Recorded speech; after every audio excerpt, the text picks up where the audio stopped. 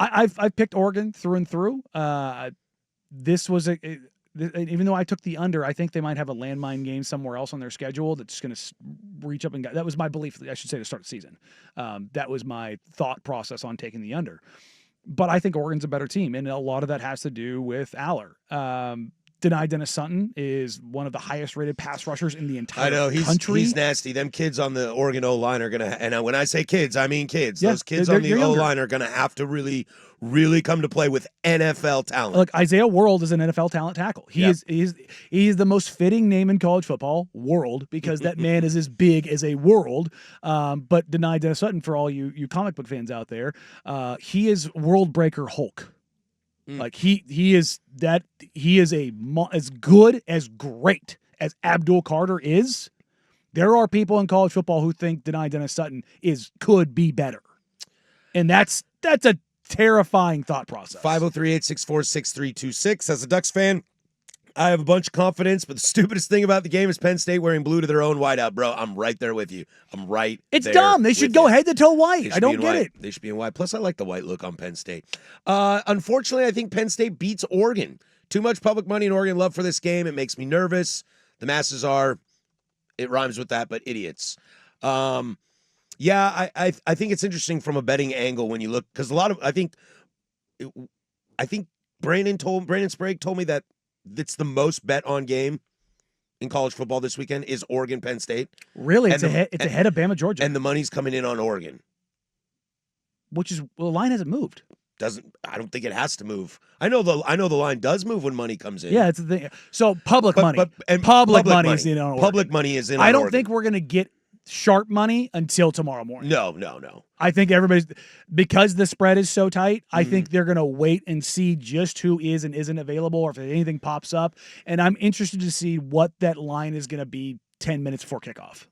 Yeah. So all over the place. You got to look up the 2019 moment when Michigan had to call a timeout right away during the whiteout while playing Mo Bamba. Mm-hmm. If that's real, that's real. Oh, yeah, no, you can find the video on YouTube. Lanning, you cannot do that. It is call a timeout. Deafening how loud. Again, look, Beaver Stadium is not the loudest stadium, like design-wise, but it's still 105,000 people.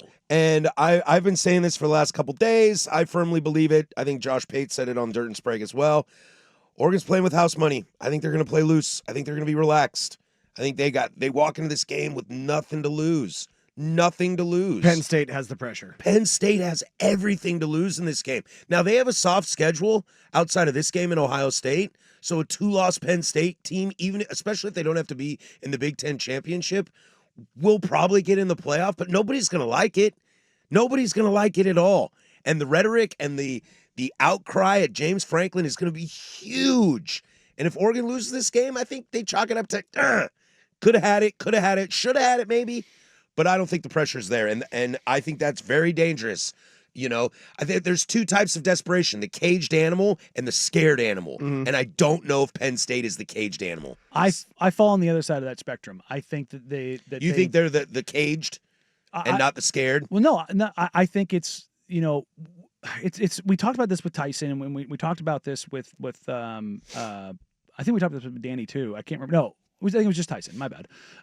The idea of like the trajectory of James Franklin, because he's been at Penn State now for what, 10 years? Over 10 years. 11 years now? I think it's like 12-ish. But it was very, very similar when he was at Missouri in this ascension to Penn State.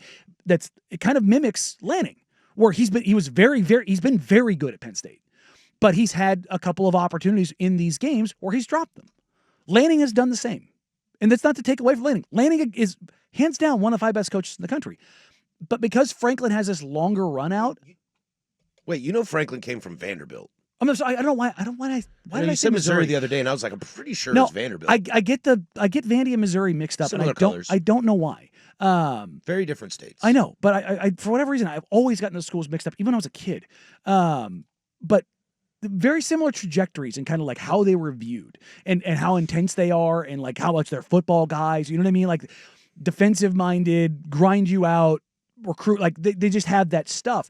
But because Franklin has done this longer and not found that ascension point, we hold him to a different scale. Lanning? No, Franklin. Franklin? Because the run out isn't there for Lanning yet. So we look at this, I agree, it's more damning for Franklin because he has that longer run out. But if this is a game, if you're Lanning and you're trying to avoid that, and he doesn't care what other people think of him, but I'm talking about how we talk about it and how we frame them. I think there's more pressure to avoid that and to not be that, to change that narrative that you're not the guy who's really good, who's really, really, really, really good, but not elite. You know what I mean? Like when people think that is a backhanded compliment, it's not, because for me, there's 2 or 3 coaches in college football who are elite right now. It's Ryan Day, it's Kirby Smart, and despite what's going on at Clemson, it's Dabo. That's the list. That is the list. Because those are the guys who left. Nobody else has done it. And you can be very, very, very, very, very great, which I think Franklin is. I think Lanning is. You know, I think DeBoer has a chance to be one of those guys. But until you do the thing, I don't think you're elite. And you can argue and say I'm splitting hairs, all that kind of thing, or I'm throwing a backhanded organ. I'm not, because I don't think Lincoln Riley's elite. It's just, I wonder, I look at this because I think Lanning can be one of those guys. And I think in order to do that, that's why the pressure is there on Oregon, despite the tail and the run out for Franklin. Now, could it be more damaging for Franklin? Yes. Yes. Unequivocally. And that's all I was trying to say. Yeah, no. And that's what I'm saying. It's not an agree to disagree. It's a different scale. Excuse me. Does that make sense? Yeah, totally. By the way, Oregon's remaining schedule after Penn State, they have a bye next weekend. And then October 11th, they host number 11 Indiana. That game looks a lot spicier now. Right? Very. And then they head to Piscataway to face Rutgers, back at home hosting Wisconsin. Another bye week on the Halloween weekend. That Wisconsin game could be ugly. That's weird. Ugly. November 8th at Iowa. And then also could be an ugly game. Yeah. And then hosting Minnesota, hosting number 21 USC, and then they finished up the season on in Montlake at Washington. Ooh, at Seattle. Yeah, who knows what UW looks like at that time. Let's say UW does the unthinkable, and they knock off Ohio State this weekend. All of a sudden, that back in that schedule looks Oregon's schedule. Well, gets I think real even if they hang tight with yeah, Ohio State, that's fine. The people are already bitching about Washington not being ranked, but even if they hang tight, if they hang tight and lose, they'll probably should be enter the top 24-25. Yeah, I would imagine 31-24 Oregon. Aller with a big fourth quarter pick, and Penn State tries to stop the run, and Moore steps up to the challenge. I believe that is kind of what I think is going to happen. With the 8,000 guys that can carry the ball for Oregon, I think this is on Dante Moore, and I think Drew Aller does the classic thing of a quarterback that's good but not great and throws a bad pick. That one again happens all the time. Big Ten title game happens all the time. Whack. That ball went up there, and as soon as you saw that ball go up, you went. It's a tale as old as there time. It is. It's a tale as old as time in football. Then when you get desperate, the quarterback really shows you how good they are by throwing a pick in the fourth quarter or leading you down the field for a field goal or a touchdown. Let's keep this road trip rolling. I got one for you though, real quick. Fan text line. Hey Danny, I know why you get Vandy, Missouri mixed up, and I do it too. It's because they're the only 2 schools that start with the letter V. Okay, all right. We'll take this road trip continuous.